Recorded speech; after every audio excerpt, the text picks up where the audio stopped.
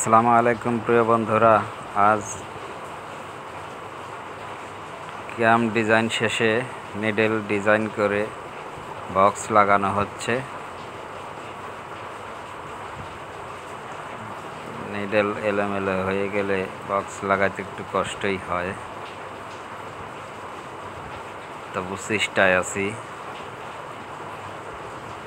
লেগে যাবে ইনশাআল্লাহ। দেখুন আমরা কিভাবে বক্সগুলো লাগাচ্ছি। বক্স লাগিয়ে মেশিনে কাপড় নামানো হবে। দেখুন একটা নিডেল বাহিরে যা আছে, তাই বক্সটা লাগেছিল না। এখন সুন্দরভাবে বসে পড়ছে বক্স। দেখুন ডিজাইনটা।